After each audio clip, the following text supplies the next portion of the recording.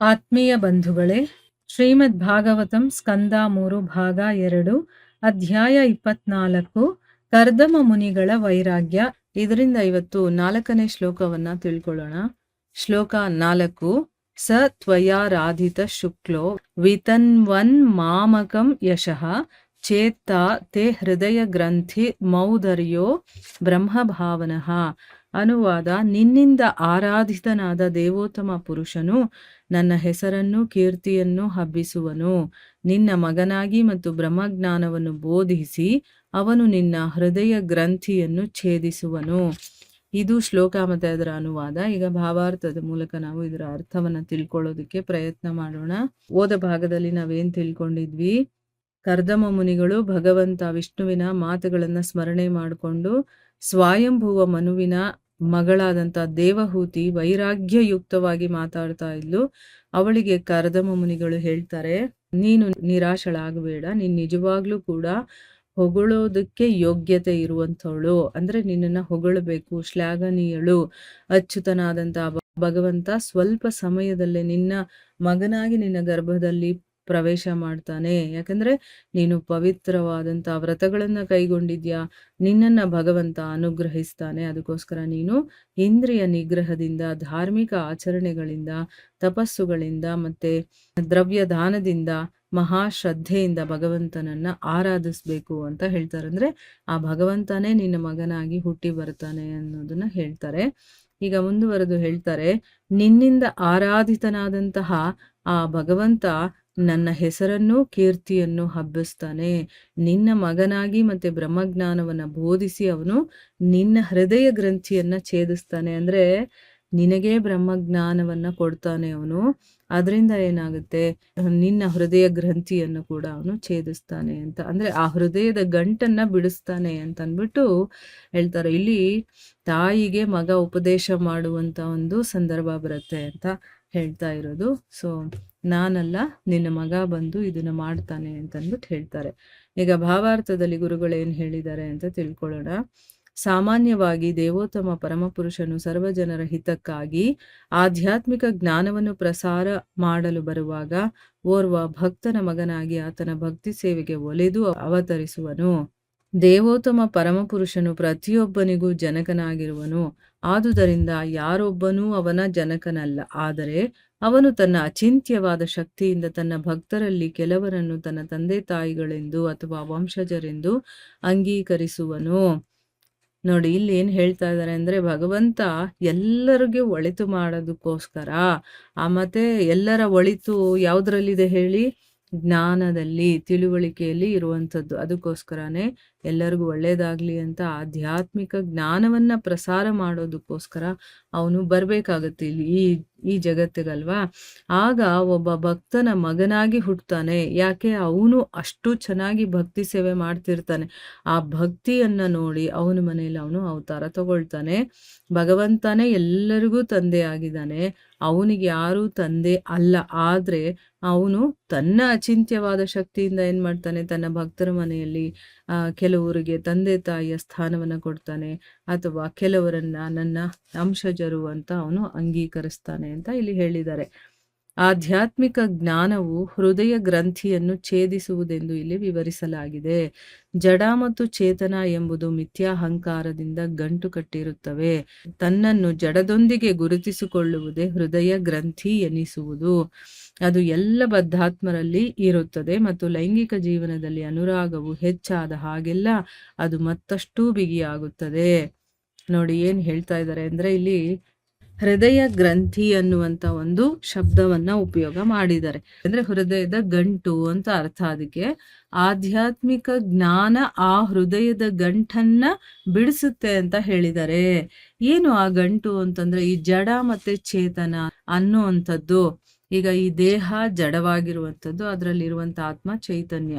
ಆದ್ರೆ ಈ ಎರಡೂ ಕೂಡ ಮಿಥ್ಯಾ ಅಹಂಕಾರದಿಂದ ಗಂಟು ಕಟ್ಕೊಂಡಿರುತ್ತೆ.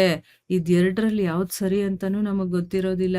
ನಾನು ಜಡ ಅಂತಾನೆ ತಿಳ್ಕೊಂಡು ಇಷ್ಟು ದಿವಸದವರೆಗೂ ನಾನು ಜೀವಿಸ್ತಾ ಇದ್ದೀನಿ. ಅಂದರೆ ನಾನು ಯಾರು ಅಂದಿದ ತಕ್ಷಣ ನಮಗೆ ಈ ದೇಹ ನೆನಪು ಬರುತ್ತೆ ಹೊರತು ನಾನು ಆತ್ಮ ಅನ್ನೋದು ನೆನಪೇ ಬರ್ತಾ ಇರಲಿಲ್ಲ. ಆದರೆ ಈಗೀಗ ನಾವು ಭಗವದ್ಗೀತೆಯನ್ನ ಭಾಗವತವನ್ನ ಎಲ್ಲ ಓದಿ ತಿಳ್ಕೊಳ್ತಾ ಇರೋ ಕಾರಣದಿಂದ ನಾನು ಈ ದೇಹ ಅಲ್ಲ, ನಾನು ಆತ್ಮ ಅನ್ನೋದು ಗೊತ್ತಾಗಿದೆ. ಈಗ ನಾನು ಅಂದಿದ ತಕ್ಷಣ ಈ ದೇಹ ನೆನಪಿಗೆ ಬರಬಾರ್ದು ನಮಗೆ, ಅದ್ರ ಒಳಗಡೆ ಇರುವಂತ ಆತ್ಮ ನೆನಪಿಗೆ ಬರಬೇಕು, ಆಯ್ತಾ. ಆದ್ರೆ ಮಿಥ್ಯ ಅಹಂಕಾರ ನಮ್ಮಲ್ಲಿ ಇರೋದ್ರಿಂದ ಈ ಜಡಚೇತನ ಎರಡೂ ಕೂಡ ಗಂಟನ್ನ ಕಟ್ಕೊಂಡಿರುತ್ತೆ. ಅಂದ್ರೆ ತನ್ನನ್ನ ತಾನು ಜಡದೊಂದಿಗೆ ಗುರುತಿಸ್ಕೊಳ್ಳೋದನ್ನ ಹೃದಯ ಗ್ರಂಥಿ ಅಂತ ಹೇಳೋದು.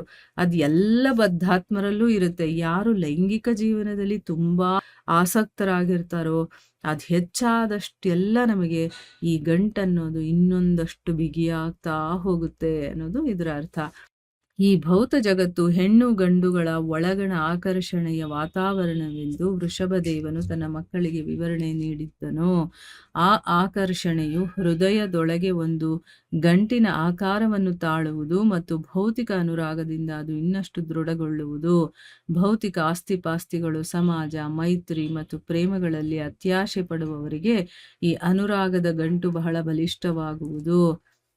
ಅಂದ್ರೆ ಅರ್ಥ ಇಲ್ಲಿ ಈ ಒಂದು ಭೌತ ಜಗತ್ತು ಹೇಗಿದೆ ಅಪ್ಪ ಇಲ್ಲಿ ಅಂತಂದ್ರೆ ಹೆಣ್ಣು ಗಂಡುಗಳು ಇರ್ತಾರಲ್ಲ ಅವರ ನಡುವೆ ಆಕರ್ಷಣೆಯ ವಾತಾವರಣ ಇದು ಅಂತಂದ್ಬಿಟ್ಟು ವೃಷಭದೇವ ಆಧ್ಯಾತ್ಮಿಕವಾಗಿ ತನ್ನ ಮಕ್ಕಳಿಗೆ ಹೇಳಬೇಕಾದ್ರೆ ಆಗ ವಿವರಣೆಯನ್ನ ಕೊಟ್ಟಿದ್ದಾನೆ. ಈ ಜಗತ್ತು, ಈ ಭೌತಿಕ ಜಗತ್ತು ಅಂದ್ರೇನೆ ಹೆಣ್ಣು ಗಂಡುಗಳ ನಡುವೆ ಇರುವಂತ ಆಕರ್ಷಣೆಯ ವಾತಾವರಣ ಅಂತಂದ್ಬಿಟ್ಟು, ಆ ಆಕರ್ಷಣೆ ಇರೋದ್ರಿಂದ ಏನಾಗುತ್ತೆ, ಹೃದಯದ ಒಳಗಡೆ ಒಂದು ಗಂಟಿನ ಆಕಾರವನ್ನ ಅದು ತಗೊಳುತ್ತೆ. ಮತ್ತೆ ಭೌತಿಕ ಪ್ರಪಂಚದಲ್ಲಿ ನಮಗೆ ಆಸಕ್ತಿ ಜಾಸ್ತಿ ಇರೋದ್ರಿಂದ, ಅದ್ರಲ್ಲಿ ಅನುರಾಗ ಜಾಸ್ತಿ ಇರೋದ್ರಿಂದ ಆ ಗಂಟು ಇನ್ನಷ್ಟು ದೃಢವಾಗ್ತಾ ಹೋಗುತ್ತೆ. ಏನೇನು ಅಂತಂದ್ರೆ ನೋಡಿ, ಭೌತಿಕ ಆಸ್ತಿಪಾಸ್ತಿಗಳು ಎಷ್ಟಿರುತ್ತೋ ಅದಕ್ಕಿಂತ ಇನ್ನು ಹೆಚ್ಚು ಪಡಿಬೇಕು ಅಂತ ಇನ್ನೊಂದಷ್ಟು ಮಾಡ್ತಾನೇ ಹೋಗ್ತೀವಿ. ಆಮೇಲೆ ಸಮಾಜ, ಇಲ್ಲಿರುವಂತಹ ಮೈತ್ರಿಗಳು, ಪ್ರೀತಿಗಳು, ಇದ್ರಲ್ಲಿ ನಾವು ಅತಿಯಾದ ಆಸೆಯನ್ನ ಇಟ್ಕೊಳ್ಳೋದು. ಈ ಜೀವನಕ್ಕೆ ಎಷ್ಟು ಬೇಕೋ ಅಷ್ಟು ನಮಗೆ ಬಂದಿರುವಷ್ಟು ಅಷ್ಟನ್ನು ಮಾತ್ರ ನಾವು ಇಷ್ಟಪಡೋದಿಲ್ಲ. ಇನ್ನಷ್ಟು ಬೇಕು ಅಂತ ಅಂದ್ಬಿಟ್ಟು ಜಾಸ್ತಿ ಆಸೆ ಪಡ್ತೀವಲ್ವಾ, ಆಗೇನಾಗುತ್ತೆ, ಈ ಅನುರಾಗದ ಗಂಟು ಇನ್ನಷ್ಟು ಬಲಿಷ್ಠವಾಗ್ತಾ ಹೋಗುತ್ತೆ. ಆಧ್ಯಾತ್ಮಿಕ ಜ್ಞಾನವನ್ನ ಉನ್ನತಿಪಡಿಸುವ ಬೋಧನೆಯಾಗಿರುವ ಬ್ರಹ್ಮ ಭಾವನೆಯಿಂದ ಮಾತ್ರ ಈ ಹೃದಯ ಗ್ರಂಥಿಯು ಚೂರು ಚೂರಾಗಿ ತುಂಡಾಗುವುದು. ಈ ಗಂಟನ್ನು ಕತ್ತರಿಸಲು ಯಾವ ಭೌತಿಕ ಆಯುಧವೂ ಬೇಕಾಗಿಲ್ಲ, ಅದಕ್ಕೆ ನಿಜವಾದ ಆಧ್ಯಾತ್ಮಿಕ ಬೋಧನೆ ಬೇಕಾಗುವುದು. ನೋಡಿ, ಈ ಒಂದು ಆಧ್ಯಾತ್ಮಿಕ ಜ್ಞಾನವನ್ನ ಉನ್ನತಿಪಡಿಸುವಂತಹ ಬೋಧನೆ ಅಂದ್ರೆ ನಾವು ಆಧ್ಯಾತ್ಮಿಕದಲ್ಲಿ ಇನ್ನೊಂದಷ್ಟು ಮುಂದೆ ಹೋಗಬೇಕು. ಆ ಒಂದು ಬೋಧನೆಗೆ ಏನಂತ ಹೇಳ್ತಾರೆ, ಬ್ರಹ್ಮ ಭಾವನೆ. ಆ ಬ್ರಹ್ಮ ಭಾವನೆ ಬರುತ್ತಲ್ವಾ, ಯಾವಾಗ ನಾವು ಸತ್ಸಂಗಗಳಲ್ಲಿ ಈ ತರ ಧರ್ಮ ಗ್ರಂಥಗಳನ್ನ ಓದೋದ್ರಲ್ಲಿ ನಮ್ಮನ್ನ ನಾವು ತೊಡಗಿಸ್ಕೊಳ್ತೀವೋ ಆಗೇನಾಗುತ್ತೆ, ಇಂಥ ಆಧ್ಯಾತ್ಮಿಕ ಜ್ಞಾನವನ್ನ ಉನ್ನತಿಪಡಿಸುವಂತಹ ಬ್ರಹ್ಮ ಭಾವನೆಯಿಂದ ಮಾತ್ರ ಈ ಹೃದಯ ಗ್ರಂಥಿ ಅನ್ನೋದು ಚೂರಾಗೋದು. ಯಾವಾಗ ನಾನು ಅಂದ್ರೆ ಏನು, ಭಗವಂತ ಅಂದ್ರೆ ಏನು, ಜಗತ್ತಂದ್ರೆ ಏನು, ಯಾಕಿಲ್ಲಿದ್ವಿ ಎಲ್ಲ ನಮಗೆ ಗೊತ್ತಾಗ್ತಾ ಹೋದಾಗ ಆ ಹೃದಯದ ಗಂಟು ಚೂರಾಗತ್ತೆ. ಈ ಗಂಟನ್ನ ಕತ್ತರಿಸೋದಕ್ಕೆ ಭೌತಿಕವಾದಂಥದ್ದು ಯಾವ ಆಯುಧಗಳು ಬೇಕಾಗಿರೋದಿಲ್ಲ. ಅದಕ್ಕೆ ನಿಜವಾಗಿ ಬೇಕಾಗಿರೋದೇನು, ಆಧ್ಯಾತ್ಮಿಕ ಬೋಧನೆ.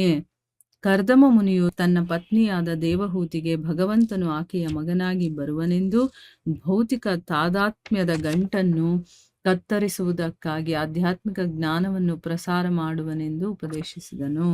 ಇಲ್ಲಿ ಕರ್ದಮ ಮುನಿಗೆ ಅವಳು ಕೇಳ್ಕೊಳ್ತಾಳಲ್ವಾ, ನಿಮ್ಮ ಪತ್ನಿ ಆದ ಮೇಲೆ ನನಗದು ಪ್ರಯೋಜನ ಆಗಬೇಕು ಅಂದ್ರೆ ನಾನು ಕೂಡ ಈ ಒಂದು ಗಂಟನ್ನ ಬಿಡಿಸ್ಕೊಳ್ಬೇಕು ಅಂತ ಕೇಳ್ಕೊಳ್ತಾಳಲ್ಲ, ಅದಕ್ಕೋಸ್ಕರ ಅವ್ರು ಹೇಳ್ತಾರೆ, ನಾನು ಈ ಕೆಲಸ ಮಾಡಲ್ಲ, ಭಗವಂತ ಸ್ವಯಂ ನಿನ್ನ ಮಗನಾಗಿ ಹುಟ್ಟು ಬರ್ತಾನೆ, ಮತ್ತೆ ನಿನ್ನ ಈ ಭೌತಿಕದಲ್ಲಿ ಅಂಟ್ಕೊಂಡಿದ್ಯಲ್ಲ, ಈ ಭೌತಿಕದ ಗಂಟಿದೆಯಲ್ಲ, ಅದನ್ನ ಕತ್ತರಿಸೋದಕ್ಕೋಸ್ಕರ ಅವನು ಆಧ್ಯಾತ್ಮಿಕ ಜ್ಞಾನವನ್ನೂ ಕೂಡ ನಿನಗೆ ಹೇಳ್ತಾನೆ ಅಂತ ಅಂದ್ಬಿಟ್ಟು ಹೇಳ್ತಾ ಇದ್ದಾರೆ. ನೋಡಿ, ಎಂತ ಭಾಗ್ಯ ಅವಳದು. ಸ್ವಯಂ ಭಗವಂತ ತನ್ನ ಹೊಟ್ಟೆಲ್ ಹುಟ್ಟು ಬಂದು ಅವಳಿಗೆ ಆಧ್ಯಾತ್ಮಿಕ ಬೋಧನೆಯನ್ನು ಕೊಡ್ತಾನೆ. ಸೊ ಅದೆಲ್ಲ ಹೇಗೆ ನಡೆಯುತ್ತೆ ಏನು ಅನ್ನೋದು ಮುಂದೆ ಬರುವಂತ ಅಧ್ಯಾಯಗಳಲ್ಲಿ ಬರುತ್ತೆ. ತನ್ನ ತಾಯಿಗೆ ದೇವಹೂತಿಗೆ ಕಪಿಲ ಮಹರ್ಷಿಗಳು ಹೇಗೆ ಅದನ್ನು ಹೇಳ್ತಾರೆ ಅಂತಂದ್ಬಿಟ್ಟು ಅದನ್ನು ನಾವು ಮುಂದೆ ನೋಡೋಣ. ಸೊ ಇಲ್ಲಿಗೆ ನಾವು ನಿಲ್ಲಿಸೋಣ. ಹರೇ ಕೃಷ್ಣ.